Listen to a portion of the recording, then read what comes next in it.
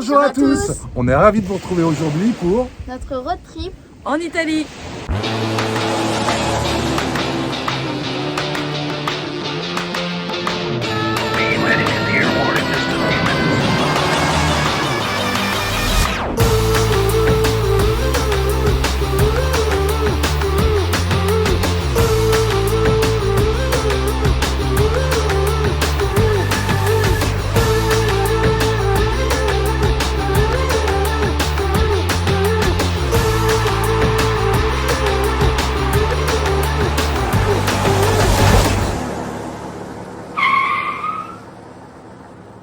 Nous sommes arrivés en Italie par le nord. On a fait une pause de quelques jours à Grado. Nous sommes à Grado en vélo.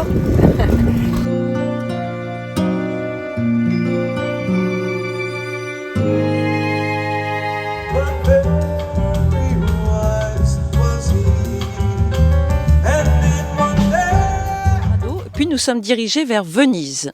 À Venise, nous avons visité aussi les îles de Murano et de Burano.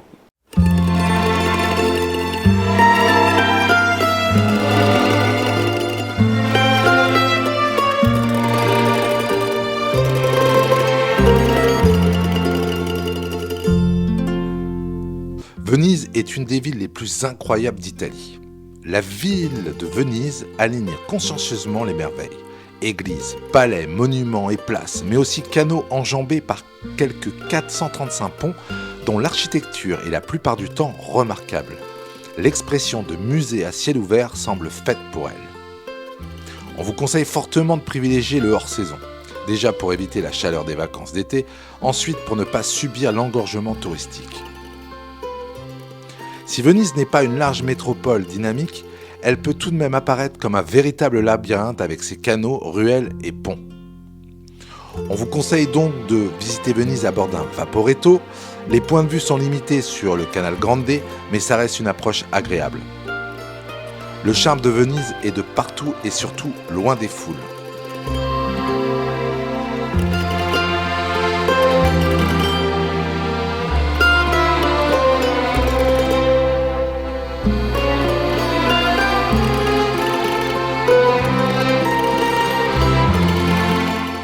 Eh bien, on se trouve actuellement sur l'île de Murano, donc une des 5 grandes îles qui entourent Venise. Alors, quelle est la particularité de Murano ?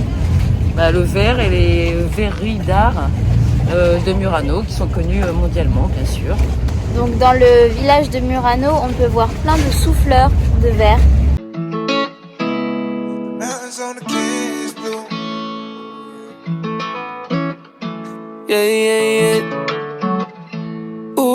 Put it on me, she my little pontoon shawty. It's okay at the lake, it's a party. It's a motherfucking party, and it's about to go down. Ooh, put it on me, she my little pontoon shawty. On the way to the lake, ooh yeah, it's a party. It's a motherfucking party, and it's about to go down. Pass me a cold one, we're only getting older, so I'ma gon' pull you closer. Et nous continuons notre tour autour de Venise et à Venise. Nous sommes là à Burano. C'est une petite île qui est vraiment très belle déjà. Et parce qu'il y a toutes ces petites maisons colorées, toutes des couleurs différentes. Ça donne vraiment une ambiance charmante. Avec le soleil, c'est vraiment magnifique. Moi j'adore Venise. If the mountains on the cans blue, need one for both hands, baby, grab two. Lay out on the front and get your tan on. Water to my knees, 100 deep out of the sandbar. No keeping track of time, fuck a last call. Eyes on the prize, everyone looking like who she? Maybe off one in that two-piece. Water clear is my intentions, I could make it splash. What's the cost of risking it all, I can pay in cash. À Venise, nous vous conseillons de prendre un pass pour 1, 2 ou 3 jours. Vous pouvez prendre les Vaporetto, donc c'est les petits bateaux qui circulent dans Venise et pour les îles autour, qui vous permettent de faire tous les trajets que vous voulez. C'est un petit peu cher, nous on a pris pour 2 jours, c'était 45 € par personne quand même, mais ça vaut vraiment le coup et vous êtes vraiment libre de faire tous les trajets que vous voulez. Puis nous sommes allés vers la Toscane, où nous avons visité l'incontournable Florence et on a fait une boucle dans la Toscane pour visiter les beaux villages perchés de Montepulciano. Nous étions basés à Montecchio dans un agrotourismo vraiment très charmant.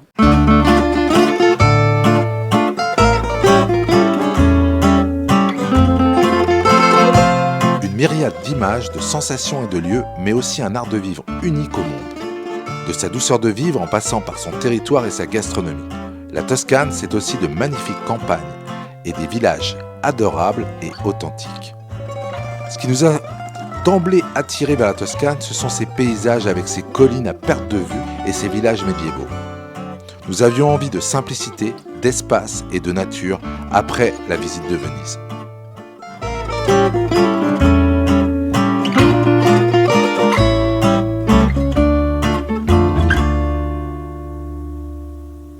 Au Lago di Balancino, on a trouvé le spot idéal pour la van life. On en a profité pour sortir le canoë et pour aller à la pêche. Le lac de Bilancino se situe au nord de Florence et est entouré de verdure sur des collines constellées de villas et constitue un endroit très agréable pour passer une journée d'été. Connu comme un bassin artificiel destiné à fournir un service de sécurité à la ville de Florence, il a connu une très longue période de gestation. Maintenant, il est aménagé raisonnablement pour le tourisme, ce qui nous a permis de pouvoir camper sur place pendant 2 nuits et de profiter d'une petite balade en canoë et de la pêche.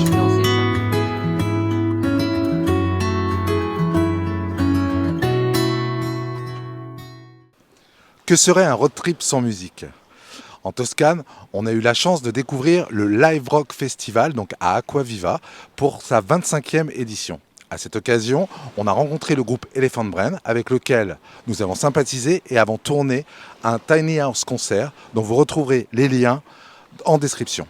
Nous sommes ce soir dimanche 11 septembre, la dernière soirée du Live Rock Festival en Italie, à Acquaviva en Toscane. Ce soir, c'est la soirée italienne, la soirée qui nous intéresse, avec que des artistes italiens au plateau.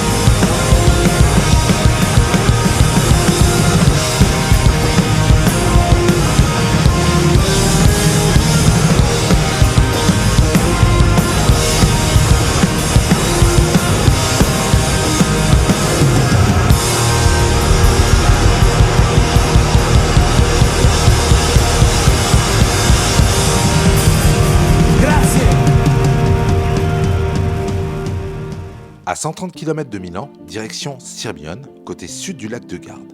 La ville invite autant à la détente qu'à la découverte historique avec de nombreuses plages et vestiges. La Rocca Scaligera, l'imposante forteresse médiévale bâtie par les seigneurs de Vérone au XIIIe siècle, s'élève à l'entrée de la ville pour une première visite. On s'immisce ensuite dans les ruelles et les patios calmes qui charment les visiteurs.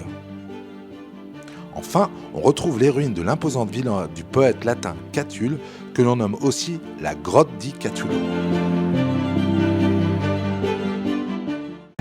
Eh bien, on continue notre road trip en Italie et nous voici pour une journée pour la visite de Florence. Bienvenue à Florence, une destination iconique en Italie. Capitale de la culture, des arts, centre de la Renaissance italienne et berceau de l'histoire nationale, Florence offre aux visiteurs toute la richesse de cet héritage. Florence est la capitale de Toscane, une région réputée pour son art de vivre, ses paysages, sa gastronomie et son histoire. Riche d'une histoire fascinante, cela se traduit aujourd'hui par une concentration impressionnante de musées et de monuments historiques dans le cœur de la ville.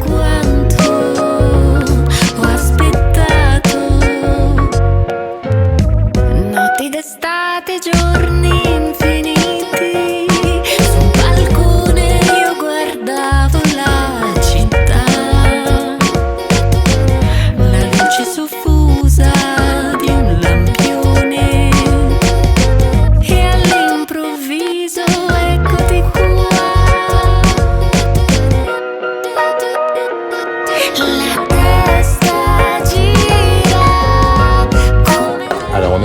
dans un petit restaurant avec plein de produits locaux. Merci. Sono pronta, si va, dammi la mano, scappiamo più in là. À l'Italie. Moi, j'ai beaucoup aimé l'Italie. C'est un pays qui est varié. Les gens sont très accueillants, toujours disponibles. On a vraiment rencontré des personnes charmantes.